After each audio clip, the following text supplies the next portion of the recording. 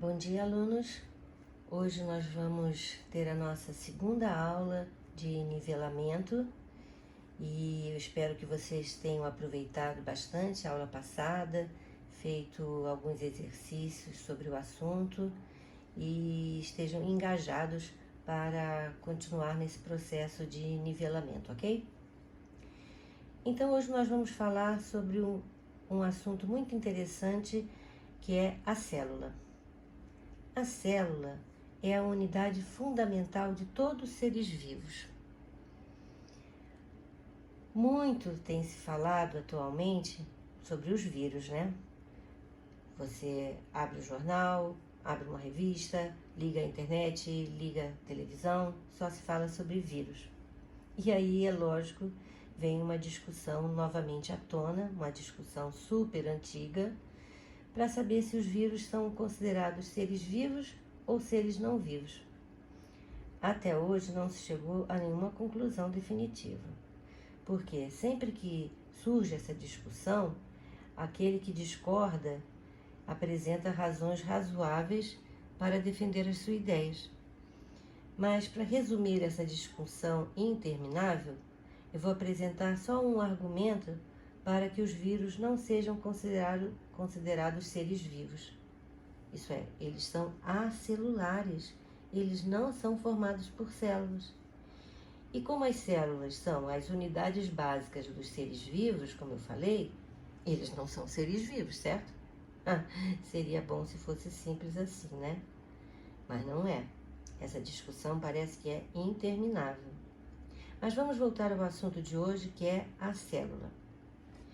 Então, vocês imaginem que o primeiro cientista que identificou uma célula tenha levado o maior susto, pois ele foi o biólogo inglês chamado Robert Hooke, que em 1665 observou cortes de cortiça. Na verdade, gente, ele só pôde ver com o seu microscópio bem rudimentar, que só tinha uma lente, o contorno da célula vegetal, né? Ele chamou inicialmente de cela e depois foi dado o nome de célula. Em 1674, um outro cientista chamado Leeuwenhoek, eu acho que fala assim, não tenho certeza, observou células vivas de algas e, finalmente, em 1839, que foi estabelecida a teoria celular. O que essa teoria celular fala? Ela afirma que todo ser vivo é composto por células. Então, células são as menores estruturas vivas em que as reações metabólicas acontecem de forma organizada e eficiente.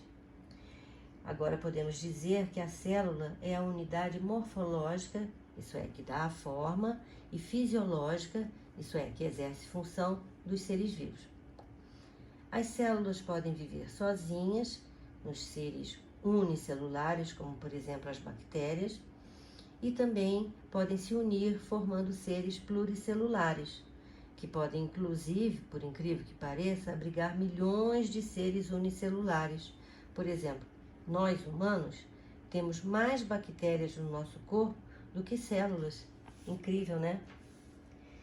Mas não pensem que esta união de células acontece de forma desorganizada. Não.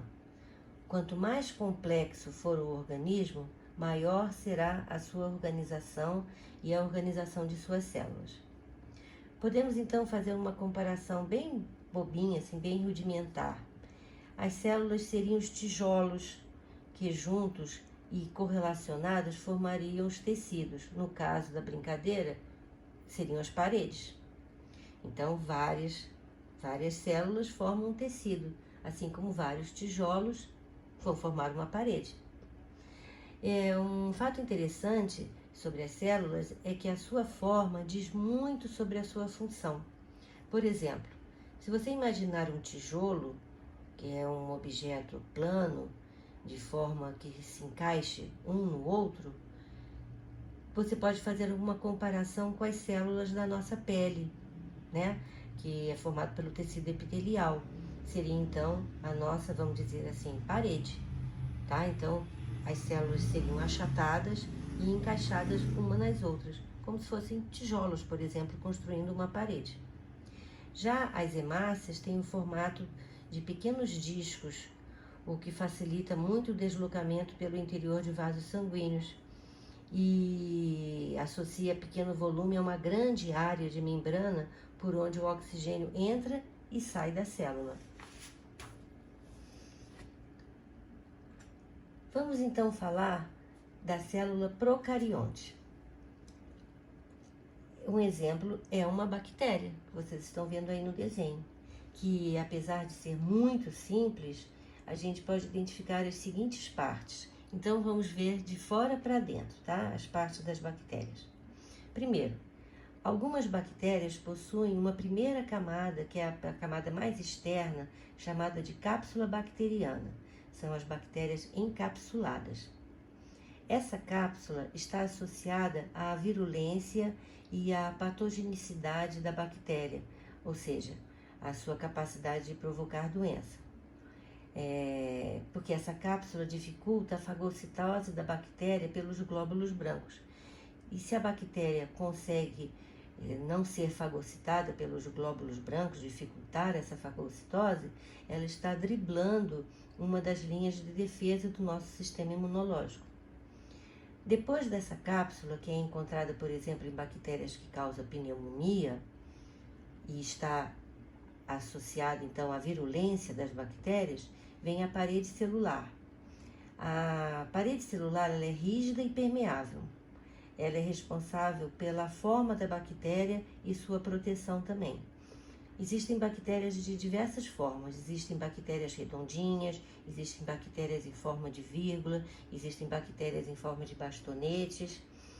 E a parede celular é que dá essa forma e também ela evita que a bactéria estoure quando ela está mergulhada em água pura. Então, ela dá uma proteção a essa bactéria, tá? E também alguns antibióticos, como por exemplo a penicilina, que foi o primeiro antibiótico sintetizado, né? Impedem que as bactérias produzam essa parede.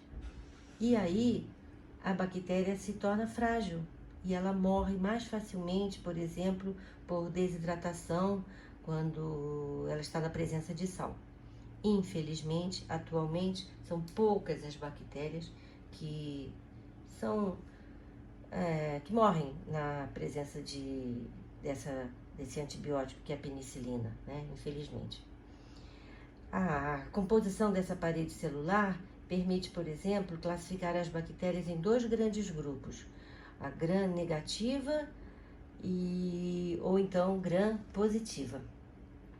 Essa classificação ela é muito importante na hora de receitar um antibiótico, né? Os médicos vão receitar, porque as gram-positivas são mais sensíveis à ação dos antibióticos. Então, concluímos que as bactérias do grupo gram-negativa são mais perigosas à nossa saúde, porque elas são mais resistentes à ação dos antibióticos. E, infelizmente, as bactérias estão sempre a um passo à frente dos cientistas na síntese de novos antibióticos. E aí, mais internamente, temos a membrana plasmática. A membrana plasmática tem a sua composição chamada lipoproteica, porque ela contém proteínas e lipídios. É uma membrana que é responsável por controlar as trocas de substâncias entre a célula, né, e o meio externo, e assim mantém a sua composição interior praticamente constante. E a membrana plasmática também delimita o citoplasma. Agora vamos entrar no citoplasma e encontrar o cromossoma bacteriano. O cromossoma bacteriano ele é constituído por uma molécula circular de DNA, onde cada segmento contém a informação suficiente para controlar a produção de uma proteína, que é chamado um gene. Esse material genético fica solto no citoplasma, no local chamado nucleóide. Por não ter um envoltório, uma membrana que delimita esse local, as bactérias são exemplos de seres procariontes. Pró quer dizer antes da carioteca. carioteca é a membrana nuclear, a membrana que envolve o material genético. Então, as bactérias não têm carioteca, elas são procariontes. E aí, mergulhamos no citoplasma da bactéria.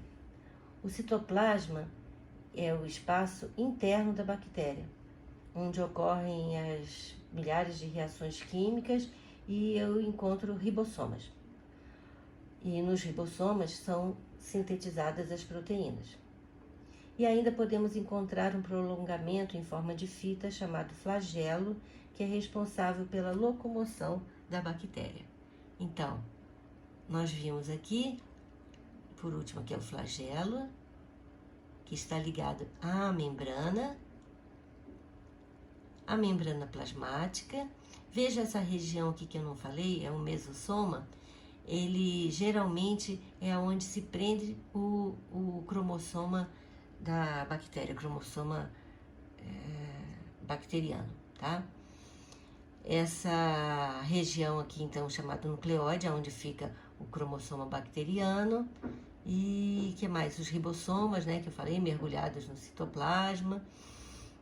Essa bactéria aqui é uma bactéria encapsulada, né? Ela tem uma cápsula que é uma pintadinha de amarelinho. Então, esse é um ser procarionte. Agora vamos falar sobre a célula animal e a célula vegetal, que já são células chamadas eucariontes. Já tem uma membrana delimitando o material genético, delimitando o núcleo. Vamos ver primeiro a célula vegetal, tá?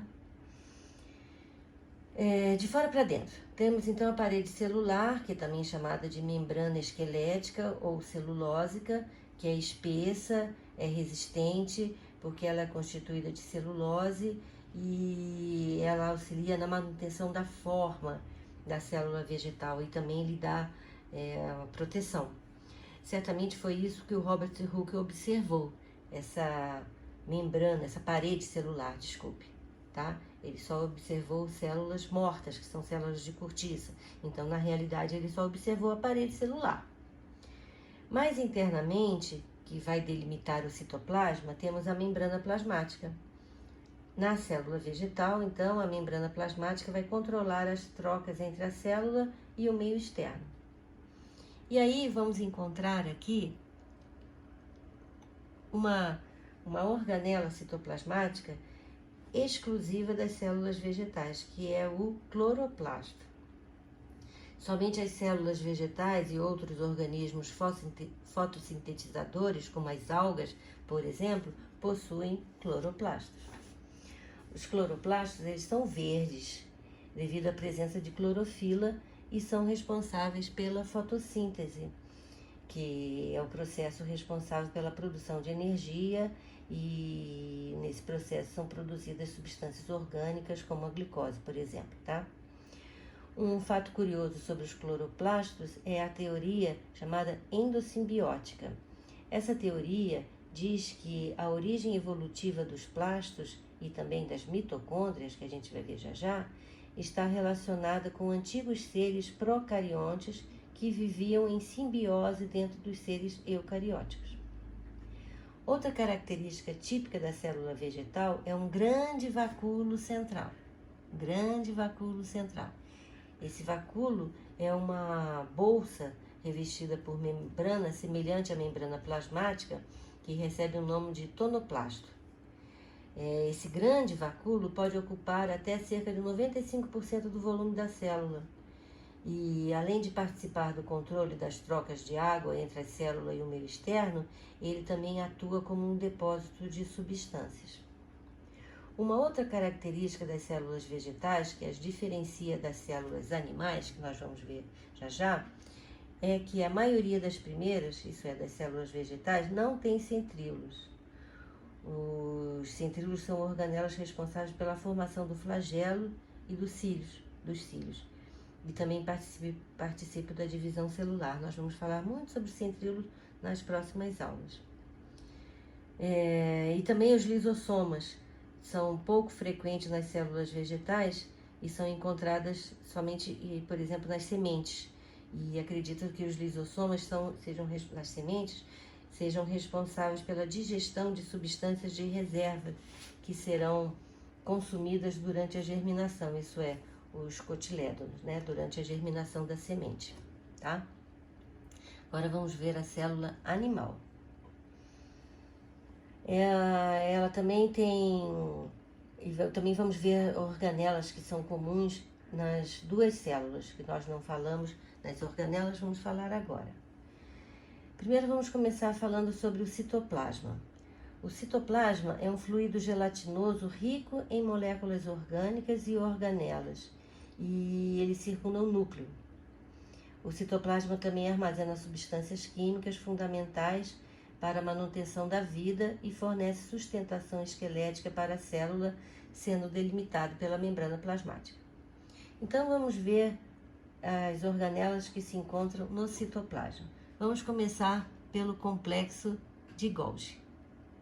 Começar por aqui. Vamos fazer essa volta, tá? Vamos começar pelo complexo de Golgi. Opa. Também pode ser chamado de complexo golgiense e ele está relacionado com o processo de secreção de substâncias. O complexo de Golgi é uma estrutura formada por vesículas achatadas por saquinhos achatados que se dispõem formando uma espécie de pilha, um em cima da outra, saquinhos que ficam um em cima do outro. Ele atua na separação e direciona as moléculas que são sintetizadas pelas células. Depois encontramos vacúolos. Os vacúolos têm a função de digerir as estruturas da própria célula para reaproveitá-las. Por exemplo, nas células do tecido adiposo, que são chamados adipócitos, encontramos vacúolos repletos de gorduras. Aí eu já não gostei. Depois vamos falar sobre os centríolos, ou centrosomas. Eles participam da divisão celular e também da formação de cílios e flagelos. Vamos falar sobre essa organela quando falarmos da divisão celular, nas próximas aulas, ok? Vamos falar agora então de mitocôndrias. As mitocôndrias são organelas muito importantes quando se fala na respiração celular aeróbica, isto é, aquela em que a participação de oxigênio e por meio do qual as células obtêm energia para desenvolver as suas diversas atividades, né? As mitocôndrias estão em grande número em células que apresentam grande atividade, por exemplo, os espermatozoides. Elas são responsáveis pelos processos de oxidação de moléculas, geralmente derivadas da glicose, e convertem energia gerada nessa oxidação para a formação de moléculas carregadas de energia, como ATP. Acreditam que tanto as mitocôndrias como os plastos, como eu falei, tiveram uma origem de bactérias fagocitadas e que não driblaram o processo de digestão, preservando-se em simbiose com as células hospedeiras primárias. Então essa teoria, como eu já falei, chama teoria endossimbiótica. Chegamos então agora aos ribossomas. Os ribossomas são organelas que participam da síntese de proteínas, a síntese proteica. Eles podem estar livres no citossol ou aderidos ao envoltório nuclear ou também aderidos ao retículo endoplasmático. Os ribossomas são organelas produzidos pelos nucleóides, que são organoides ligados principalmente à coordenação do processo reprodutivo das células. Vamos falar agora então sobre os lisossomas. Essas organelas desempenham a função de digestão celular, porque elas contêm enzimas digestórias hidrolíticas que quebram substâncias englobadas pelas células e quebram em moléculas menores, podendo inclusive digerir componentes danificados da própria célula. E essa função é chamada digestão intracelular. Chegamos agora ao retículo endoplasmático. Nós temos dois tipos de retículo endoplasmático, o liso e o rugoso. Vamos falar do liso. ele é também chamado de retículo endoplasmático não granuloso, porque ele não apresenta ribossomas aderidos às suas paredes. Então, eles participam da síntese de lipídios e participam na inativação de substâncias tóxicas, principalmente nas células hepáticas, isso é, células do fígado. Já o retículo endoplasmático rugoso, que também é chamado de retículo endoplasmático granuloso ou ainda de ergastoplasma, ele está relacionado à síntese de proteínas. Tanto o retículo endoplasmático liso como o rugoso têm semelhanças e eles com sacos achatados, parecem bolsinhas achatadas. Vejam que o retículo endoplasmático rugoso, ele fica próximo ao núcleo da célula, e isso torna a síntese de proteína mais eficiente, uma vez que ele pode rapidamente enviar um sinal para o núcleo, iniciar o processo de transcrição do DNA, e ainda ele pode, quando há proteínas deformadas, enviar um sinal específico para melhorar esse processo dessa síntese proteica. Caso isso não ocorra, será sinalizado que a célula deve ser encaminhada para uma morte programada, que é chamada apoptose.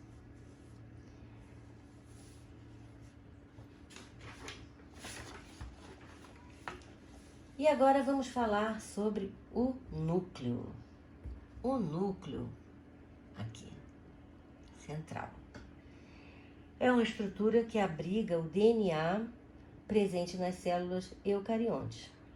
Aliás, nós já falamos, que a diferença entre uma célula procarionte e uma eucarionte é que as células procariontes não apresentam uma membrana que envolve esse material genético, isso é, a carioteca, uma membrana nuclear. O material genético nas células procariontes fica disperso no citoplasma ou preso ao mesossoma, que é uma invaginação da membrana plasmática nos seres procariontes. O núcleo, ele é como se fosse o cérebro da célula. Por quê? Porque é a partir dele que partem as decisões, vamos dizer assim. E é no núcleo que se encontram os cromossomas, que são compostos de moléculas de DNA, que carrega toda a informação sobre as características da espécie e participa dos mecanismos hereditários. O núcleo também tem uma atuação na regulação das reações químicas, como no armazenamento de informações genéticas, também no controle da síntese proteica e que mais? No crescimento e na divisão celular. Praticamente todas as células eucariontes têm somente um núcleo, mas as células do miocárdio, que é o músculo cardíaco, o coração, tem vários núcleos, e as hemácias são exemplos de células anucleadas, isso é, não possuem núcleo.